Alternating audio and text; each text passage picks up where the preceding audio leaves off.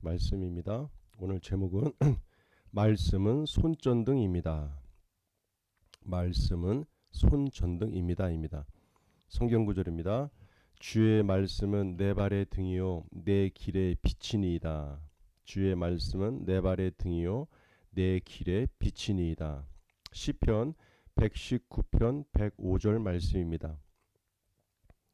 하나님께서는 성경에 우리가 살아가면서 필요한 모든 말씀들을 기록해 놓으셨습니다. 여러분 집에 정전이 나서 깜깜할 때 제일 먼저 찾는 것이 뭔가요? 양초나 손전등을 찾지요. 어두워서 잘 안 보이기 때문에 앞을 보기 위해서 손전등을 찾습니다. 오타가 났네요. 손전등을 찾습니다.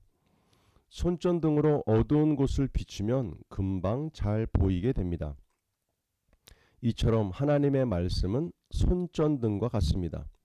여러분에게 어떤 문제가 생겼을 때 말씀을 비추면 길이 보이게 되어 있습니다. 예를 들어 볼까요? 어떤 친구가 여러분에게 욕을 했습니다. 그러면 여러분도 기분이 상해서 같이 맞대응하고 싶은 생각이 들 것입니다. 그렇지 않다면 여러분은 예수님만큼 성장한 것입니다. 이럴 때 말씀은 우리에게 이렇게 하라고 말하고 있습니다. 악을 악으로 갚거나 욕을 욕으로 갚지 말고 도리어 축복하십시오. 베드로전서 3장 9절입니다. 그렇게 하고 싶지 않아도 여러분이 말씀대로 욕한 사람을 축복한다면 하나님께서 이 문제를 해결하실 것입니다. 하나님의 말씀은 항상 한 방향으로만 향하고 있습니다. 말씀은 상황에 따라서 변하지 않습니다.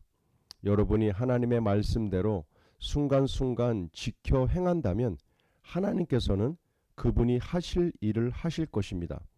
당장은 내가 손해보는 것처럼 보일 수도 있습니다. 그분이 하실 일을 하실 것입니다. 당장은 내가 손해보는 것처럼 보일 수도 있습니다. 하지만 말씀대로 하는 것이 정말 여러분이 승리하고 풍성한 삶을 사는 비결입니다. 예, 그렇습니다. 우리는 이 하나님의 말씀을 근거로 우리의 삶에 어떠한 상황 가운데서도 동일하게 반응한다라는 겁니다. 결국 그것이 힘이요 능력이요 결국은 승리하게 된다라는 것이죠.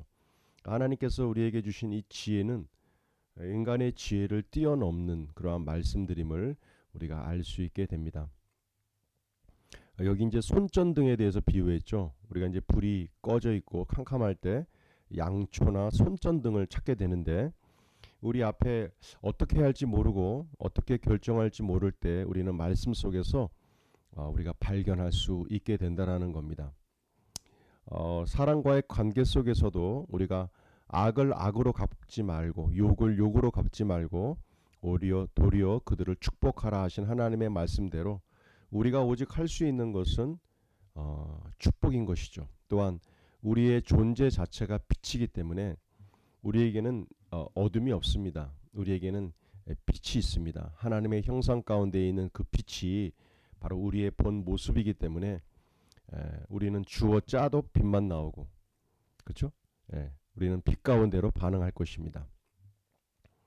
항상 우리가 우리의 존재 자체가 빛임을 또 하나님의 말씀 속에서 우리가 그렇게 순종하며 살아간다는 것을 항상 마음의 중심 가운데 놓고 살아간다면 우리의 삶 속에 어떠한 환경과 상황이 있다 할지라도 우리는 바르게 반응하게 될 것입니다.